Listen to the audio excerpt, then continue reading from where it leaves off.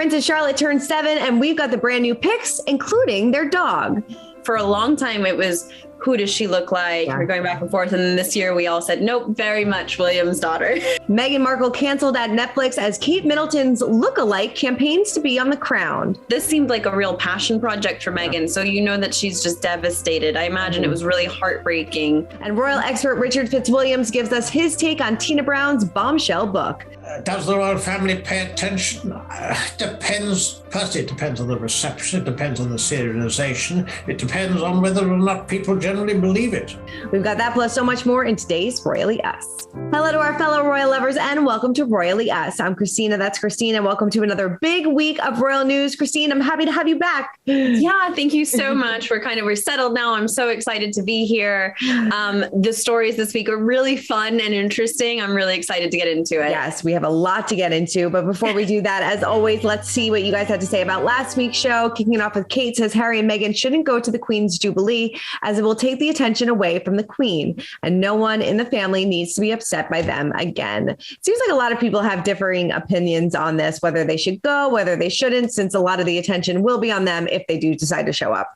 I think this is lose-lose. I think she makes a really good point that really, if they don't go, the attention absolutely will be on them. But if they do go, the attention will be on them. So it's just lose-lose here. Either way, this whole story is just taking away from the Queen's celebration. It really is. Wendy says Harry's comment was ridiculous. She is one of the most protected people in the world. He has been so disrespectful. Of course, talking about Harry's comment on the Today Show, saying that he checked in on the Queen to make sure she was surrounded and protected by the right people. It was a very strange comment, and a lot of people could probably read into it a little bit more. I was hoping Hoda would have been like, what do you mean by that? Right. He probably wouldn't have answered, but I would love to know what he really meant by that statement. I know. I feel like we're going to analyze this until we get another soundbite out of him. Exactly. And then finally, Angel says that was a lost opportunity. That was a lost opportunity for Hoda Kotb to follow through with Harry's comments. We were thinking the same thing. She should have asked, who do you think are the right people, Harry? Harry likes to throw away comment crumbs like these for the press to ruminate on. I think the Queen has been running the monarchy successfully enough all this time without his childish inputs. So members of the press, be more alert to follow through with his comments. But, maybe she was a little thrown off guard by that comment, too, and didn't really know how to kind of follow up with that. But I don't know. Right. I mean, I wouldn't know what to say. Right. Except, in a professional way. I think she still has to be professional. Yeah. There's no way to be like, what does that even mean? Right. Yeah, no, definitely. No, I thought she handled it well.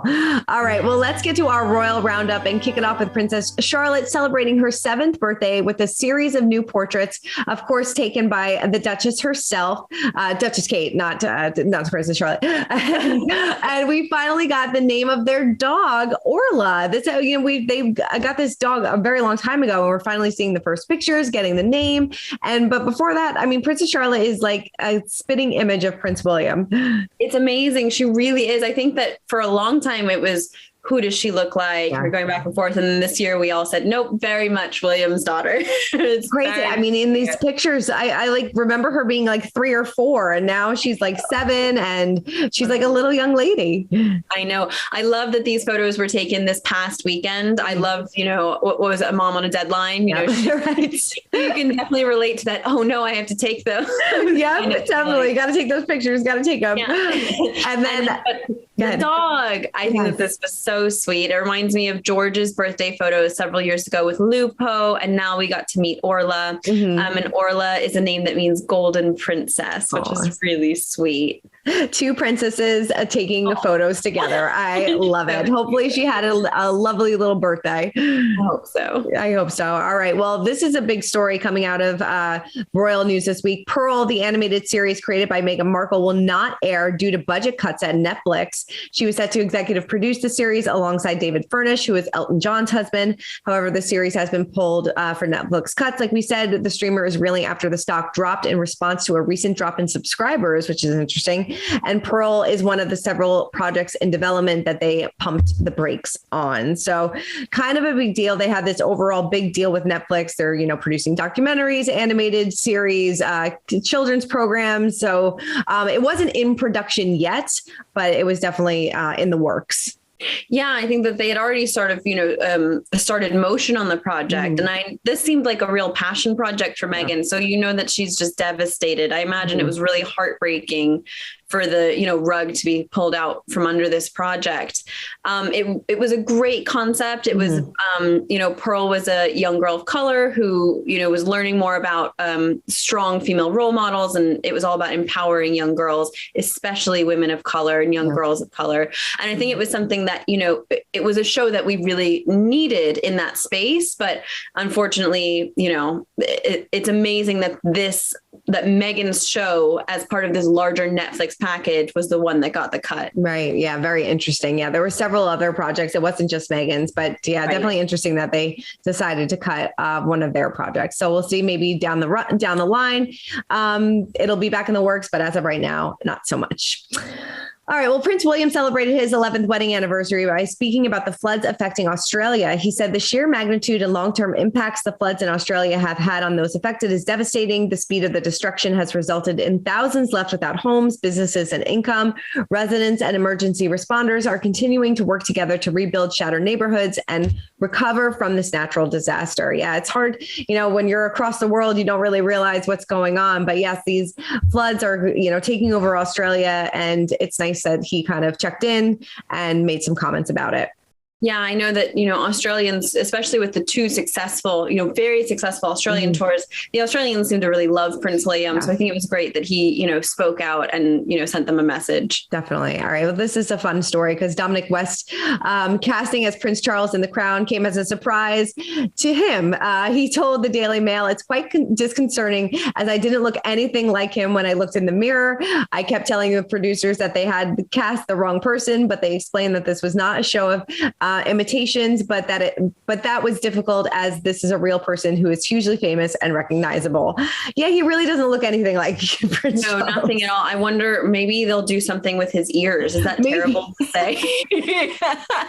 I don't know. I mean, yeah, it's very interesting because like everybody else who has played the characters or the real life people have sort of a resemblance. Right. But Dominic West, not so much. I'm really excited to see, but I also think that as we get closer to the modern era where we can remember these things, it's probably really hard to have an actor portray that character. Right. No, totally. Because exactly, what they look like in modern time. And it's definitely interesting. I would love to know who people would have liked to see play Prince Charles. I'm sure Dominic West will do a fantastic job. He's a wonderful actor. So very interesting. But there's one person that is campaigning to play Duchess Kate on The Crown. And there's this girl out of Australia who looks exactly like her. And I mean, sign her up right now, give her the role. I know, I've seen this. She's on TikTok. She's an artist. And she's identical to Kate. It's amazing. There's all these, I've seen all these posts on social media sort of comparing her for this college era Duchess of Cambridge. And yes, I really want to see this happen. Make it happen. Netflix stock rise if they cast a TikTok star. I love it. Yeah, no, she looks exactly like her. It's kind of uncanny. It's crazy. All right. Well, now it is time to spill the royal tea. And people, like we said, are still talking about the biggest bombshells in Tina Brown's book, The Palace Papers. So we wanted to break it down even further. She says in the book that Meghan and Kate were probably both crying over, this whole bridesmaids dress drama, which I can kind of understand. If one person is crying, I'm sure the other one was probably getting upset as well. Yeah, I love Tina Brown's comment on this is that, there were probably a lot of meltdowns that day. Yes. And I think even leading up to it, all weddings are stressful. Royal weddings under this microscope must be hugely stressful. So yes, I imagine everybody, both parties were probably very upset. Totally. And she also talks a little bit about why the Fab Four, Harry, Meghan, William, and Kate only made one appearance together, right? Yeah. So it was at this mental health panel where they were all up on stage. It was a really memorable event. And it was sort of part of the Heads Together campaign, which teamed up a bunch of causes across the Fab Four, as they were, titled at the time. And I guess Kate had really spearheaded that project. That was really kind of her brainchild from her experiences and her work, and especially her very personal experiences with her brother, James, who struggled with clinical depression. Meghan gave some remarks and sort of shifted the narrative, and I don't want to say stole in a very aggressive sense, but stole the soundbite where the headlines were now about what Meghan's speaking out about women's empowerment, whereas the headlines really needed to be about Kate's mental health project. Right. Yeah. It was an interesting introduction into the power struggle and the really complicated dynamic between the four of them. And then we never saw the four of them together again. Yeah. I think we said, a couple of weeks ago that somebody else said that this was kind of like the start of the downfall between the four of them. That's right. They pointed out when you go back and watch these clips, it's really weird. And at the time we didn't think anything of it, but when you go back and watch the clips from this event, it is, it's noticeable. Yeah. There is a lot of tension there. And, she also, there's been a lot of books that said, and a lot of reporting that said that William wanted Harry to wait a little bit longer before proposing. She says that again in the book, that she wanted that William wanted Meghan to live in the UK for a little while longer to get kind of used to things before Harry proposed. But of course, that happened really quickly. But what I found really interesting was that this Prince Andrew, of course, that disastrous BBC interview that Prince Andrew gave around Jeffrey Epstein was actually approved by the Queen under false pretenses.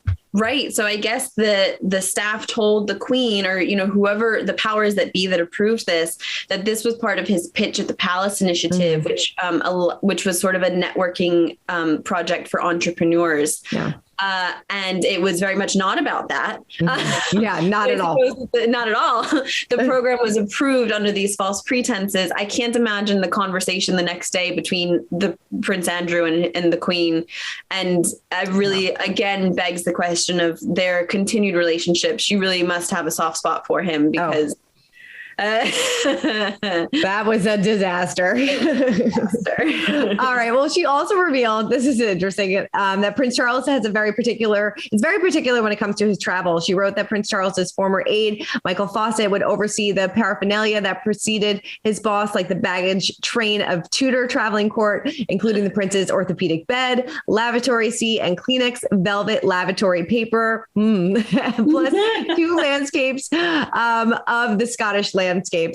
Interesting. So interesting that he has velvet toilet paper. I mean, I'm going to have to look this up. It's now got the royal stamp of approval. Seriously. I mean, we all have weird things that we have to travel with. That seems like a lot, but when you're the Prince of Wales, I suppose you can take a lot of liberties. Exactly. Oh my God. So many bombshells in this book. And we decided to break it down even further with the help of royal expert Richard Fitzwilliams. Take a look at this. Does the royal family ever even pay attention to these salacious books and these rumors that kind of come flying around? Because there's a lot of bombshells in that book that I'm sure people are going to read into. Well, I mean, Tina Brown wants an audience, and she writes in a particular way, which, I mean, her book on Diana Chronicles, is regarded as the top work of its type. I'm halfway through the Palace Papers. I've just bought it. And I have to say, the way she deals with Princess Diana's manipulation of the media chills the blood. She's very effective when she's campaigning. And does the royal family pay attention? Depends. Firstly, it depends on the reception. It depends on the serialization. It depends on whether or not people generally believe it. I mean, they don't like to acknowledge. But on the other hand, something like Oprah had to be acknowledged. So the Queen was able to say, some recollections may vary. Indeed, they did. Can you tell us your thoughts on whether we'll see Prince Harry or his wife at the Jubilee events? Well, I can only tell you what the current situation is. It is slightly weird because, as you know, for purposes of security, they feel, Harry feels, his bodyguards don't get the up-to-date information that Scotland Yard's police have, and he believes that there might be. I mean, there were neo-Nazi threats against him, this sort of thing. Occurred. He was one of his apparently his car was chased when he came over last year for unveiling the monument to Princess Diana. And so far as he's concerned, apparently the security that he would be offered, and remember, his security was removed, where the taxpayer funded part of it.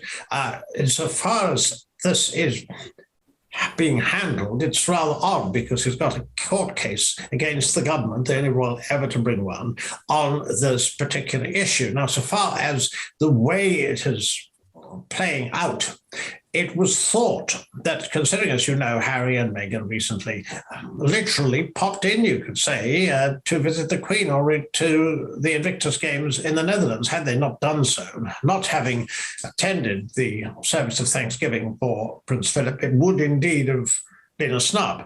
However, the fact the Special Escort Service provided security for that, there were reports that that would do for the Jubilee. And remember, of course, the Queen hasn't met baby Lily. Archie, it's been a long time since the Queen saw him. And of course, Meghan hasn't been back. There are all sorts of issues. There are a lot of people who will be highly critical if and when they come back. And indeed, they have, Harry's, as you know, is going to have a memoir published later this year. Now, that could always be delayed. For commercial considerations, it seems an extraordinary decision, especially the timing. And I say this most particularly because if the book isn't sensational, it won't sell and it won't be serialized. If it's delayed, that's one thing. But if it isn't delayed and it helps the Sussexes financially, and they need it with the Netflix problem at the moment, the facts simply are that it will again be a source of very, very substantial discord. And whatever he says, these reports, and Tina Brown with the Palace Papers has fueled these reports, but she doesn't know what's in the book. She, on the other hand, she writes in a very, very racy style. There's no question that reports and rumours have it that Harry might be less than complimentary about Queen Camilla and aspects of a very controversial past. There's no doubt about it. It was. Facts are, however, that whatever he writes, if it's published this year, is going to cause problems, in my view, of one sort. But in the long and the short of it, you asked a short question, will they attend? I don't know. And in what capacity? That is clear. If they do come, they'll be at the Buckingham Palace balcony after trooping the colour, apparently, at the service of Thanksgiving. It's not thought that they will attend other events, but who knows? I guess we'll have to wait and see. A lot of Harry's still getting a lot of backlash over the comment that he made about Queen Elizabeth, referring to that he checked in on her because he wanted to make sure that she was surrounded and protected by the right people. What do you think he meant by that? And does the Queen need protection? Well, the Queen has protection, although we just are discussing it at a period when there has been an extraordinary incident at Windsor where the Coldstream Guards were, in fact, supposedly guarding the castle, and someone turned up, quite literally turned up and said that he was a priest and said he was a friend of the chaplain, and they put him up for 16 hours. Apparently he was laughing and drinking and made all sorts of weird comments about his organs and so forth. No one suspected anything wrong. This was in the barracks of the Coldstream Guards in Windsor. Now, that is just extraordinary. If that's an example of the way the Queen's protected, it's certainly not a very good one. It's thought this person was a fantasist. There have been several fantasists, as you know, who've taken advantage of royal events, royal palaces, and there's a certain self-aggrandizement. But who would have made this up? It really is very, very weird.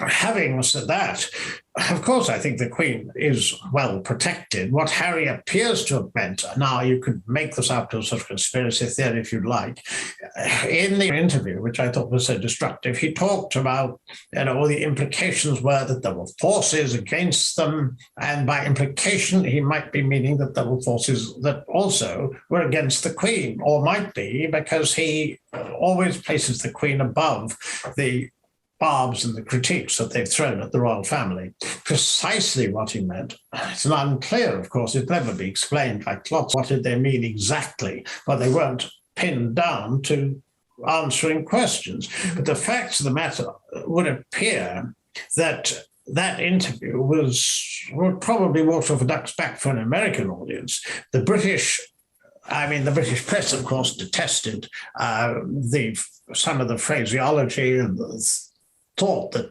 he would be helping the Queen, and the fact that he wouldn't answer a question about his relations with his father and his brother. And, they still haven't made up their mind if they're coming over for the Platinum Jubilee. So it really is an extraordinary situation. But to summarize it, I'd say the rift very definitely hasn't been healed. I think that, I'm afraid, is quite clear. Do you think that their relationship might change once Prince Charles becomes king? Or, I mean, at this point, is there anything that's going to save this relationship?